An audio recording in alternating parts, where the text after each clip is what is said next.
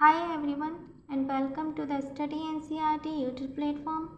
आज की क्लास में हम यूनिट डिजिट के कुछ सम्स करने वाले हैं। इससे पहले 2 पार्ट्स में हम सीख चुके हैं कि यूनिट डिजिट को हम लोग कैसे फाइंड करते हैं।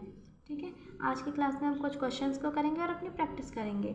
जैसे कि हमारा पहला क्वेश्चन है, हमने सीखा था कि कोई भी क्वेश्चन हो, अगर हमें उसे यूनिट प्लेस डिजिट फाइंड करनी है तो हमें कोई मतलब नहीं होता कि कोई भी नंबर कितना बड़ा दिया हुआ है या कितनी सारे नंबर्स दिए हुए हैं। हमें सिर्फ यूनिट डिजिट पे फोकस करना होता है। जितने भी हमारे नंबर दिए जाएंगे उसमें जो भी हमारा यूनिट डिजिट होगा, जैसे कि 25 में हमारा जो यूनिट डिजिट यानी इकाई का अंक जो है वो 5 है, 63 में इकाई का अंक 3 है और 45 में इकाई का अंक 5 है, 77 में इकाई का अंक 7 है।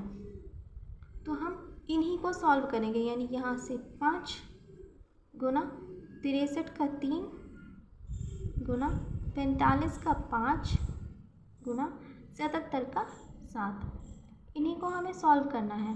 अब 5 की गुना 3 से करेंगे तो 5 दिया 15 और 15 में इकाई का अंक हमारा क्या आ जाएगा 5। अब जो भी इन दोनों को सॉल्व करके इकाई का अंक आया उसकी गुना हम अगले नंबर से कर देंगे, यानी 5 की गुना जब 5 से करेंगे तो 5 पंजे 25 आएगा और 25 में इकाई का अंक हो जाएगा फिर से 5। यहाँ से हमारा इकाई का अंक 5 आया।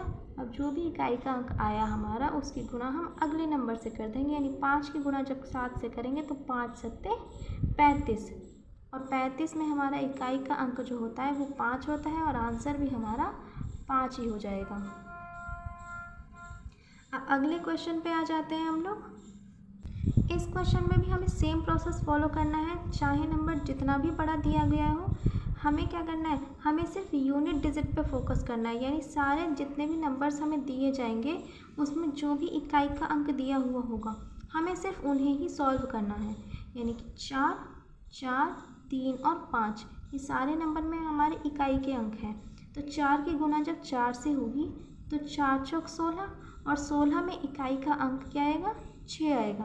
अब इन दोनों को सॉल्व करके जो भी हमारा इकाई का अंक आया उसकी गुना हम अगले डिजिट से कर देंगे, यानी 6 की गुना हम फिर 3 से कर देंगे तो 6 तिया 18, 18 में इकाई का अंक हो जाता है हमारा 8, 8 की गुना फिर से अगले डिजिट से, यानी 8 पंजे 40 और 40 में इकाई का अंक 0 हो जाता है, यानी कि हमारा जो लास्ट में इकाई का अंक आया वो 0 आया, तो 0 ही हमारा इसका आंसर हो जाएगा। थर्ड क्वेश्चन है हमारा, इस क्वेश्चन में मल्टीप्लाई भी करना है और उसके बाद में ऐड भी करना है। ठीक है, तो जो भी हमारे नंबर्स चाहे जितना भी बड़ा दिया गया हो, चाहे जितने नंबर हो और जितना भी बड़ा नंबर हो, हमें सिर्फ सॉल्व क्या करना है, अपना यूनिट डिजिट ही सॉल्व करना है। तो यहाँ से जो हमारा यूनिट डिजिट आएगा इस पूरे नंबर से वो 1 आएगा मल्टीप्लाई, और इधर वाले नंबर से पूरे नंबर से हमारा यूनिट डिजिट क्या आएगा 3। जैसे जैसे साइन लगे हुए हैं वैसे वैसे ही लगाते हुए चलेंगे और इस वाले नंबर से हमारा यूनिट डिजिट 8 आ जाएगा। ठीक है, बॉड मास के रूल से हम पहले कौन सा वाला पोर्शन सॉल्व करेंगे, मल्टीप्लाई वाला, एडिशन को बाद में सॉल्व करेंगे। ठीक है ना, तो मल्टीप्लाई जब हम सॉल्व करेंगे तो 3 1 जा 3, 3 की जब हम 1 से मल्टीप्लाई करेंगे तो 3 ही आएगा और 3 में जब 8 को बाद में ऐड करेंगे तो 3 और 8 कितना हो जाएगा 11 और 11 में हमारा जो इकाई का अंक आएगा वो 1 आएगा। तो 1 ही हमारा क्या हो जाएगा यूनिट प्लेस डिजिट, यानी कि इकाई का अंक। फोर्थ क्वेश्चन है हमारा, इस क्वेश्चन को भी हम ऐसे ही सॉल्व करेंगे, जो भी हमारा नंबर दिया हुआ है बाकी का पार्ट हम छोड़ देंगे, हमें सिर्फ यूनिट डिजिट्स ही सॉल्व करनी होती है। ओके, यहाँ से हमारा 6 आया मल्टीप्लाई 8 ले लेंगे फिर से मल्टीप्लाई और ये क्या है 5, तीनों की हम मल्टीप्लाई करेंगे तो 6 8 48, 48 में जो इकाई का अंक आया वो 8 आया, 8 से फिर 5 की गुना करें तो 8 पंजे 40 और 40 में इकाई का अंक क्या होगा 0, तो 0 ही हमारा आंसर हो जाएगा। यानी इन तीनों नंबर्स की जब हम गुना करेंगे तो जो हमारा इकाई का अंक आएगा वो क्या होगा वो 0 होगा। अगले क्वेश्चन की तरफ आ जाते हैं। इसमें इन तीनों की तो हमें मल्टीप्लाई करनी है। उसके बाद में ये जो नंबर है इसको हमें सब्सट्रैक्ट कर देना है, यानी माइनस कर देना है।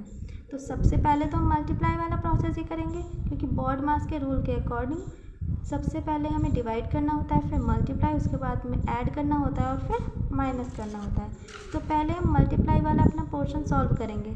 तो इसमें भी हम इकाई के अंक को सॉल्व करते हुए चलेंगे, पूरे नंबर को मल्टीप्लाई करने की ज़रूरत नहीं है। तो 4 की मल्टीप्लाई करेंगे 3 से, और 3 की मल्टीप्लाई फिर किससे कर देंगे, 4 से। यहाँ से जब 4 की मल्टीप्लाई हम 3 से करेंगे तो 4 3 12, और 12 में जो इकाई का अंक होगा वो 2 होगा। 2 की मल्टीप्लाई फिर से हम 4 से करेंगे तो 2 चौक 8, 8 हमारा इकाई का अंक निकल के आएगा। यहाँ माइनस है और यहाँ से हमारा इकाई का अंक है 7। 8 में से जब 7 माइनस कर देंगे तो इकाई का अंक क्या हो जाएगा, हमारा 1 हो जाएगा, और यही हमारा आंसर होगा। ठीक है, एक क्वेश्चन और देख लेते हैं हम लोग। अगला ये एक क्वेश्चन है हमारे सामने। इसमें हमें यहाँ पे पहले तीनों की मल्टीप्लाई करनी है और उसके बाद में इस नंबर को उसमें से माइनस कर देना है। तो पूरा क्वेश्चन सॉल्व नहीं करेंगे, हमें बस यूनिट डिजिट का ही यूज़ करना है। तीनों में यूनिट डिजिट ये हो जाएंगी और यहाँ से यूनिट डिजिट क्या आएगी, 9 आएगी। 4 की मल्टीप्लाई 0 की और 5 की, तीनों की हमें मल्टीप्लाई करनी है, यानी 4 मल्टीप्लाई 0 मल्टीप्लाई 5। अब जब इस नंबर में 0 आ गया तो ये तो पूरा नंबर हमारा 0 ही हो जाएगा। इन तीनों को मल्टीप्लाई करने के बाद तो 0 ही हो जाएगा ना, क्योंकि 0 की मल्टीप्लाई हो रही है।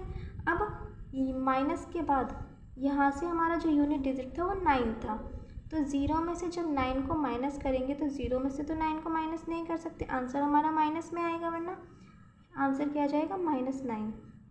ठीक है, तो जब माइनस में आंसर आ जाता है तो हम इसमें एक नंबर ऐड कर देते हैं, वो क्या होता है, 10। जब भी हमारा आंसर माइनस में आए तो हमें उसमें 10 ऐड कर देना है, तो आंसर आ जाएगा हमारा 1, यानी यही हमारी यूनिट प्लेस डिजिट होगी। अगर आप ऐसे नहीं करना चाहते तो 0 जैसे हमारा यूनिट प्लेस डिजिट आया है, अब इन पूरे नंबर्स को मल्टीप्लाई करने के बाद यूनिट डिजिट पे 0 आया, इससे आगे और भी तो नंबर होंगे, तो और भी जो नंबर होंगे वहाँ से जब हमें माइनस करना होगा तो हम बोरो लेंगे, यानी कोई ना कोई बोरो तो करेंगे ना, तो ये 10 हो जाएगा। जब ये 10 हो जाएगा तो 10 में से 9 को माइनस करेंगे तब भी हमारा क्या आएगा, 1 ही आंसर आएगा। तो इन दोनों में से आप कोई भी प्रोसेस फॉलो कर सकते हैं, आंसर सेम ही आएगा।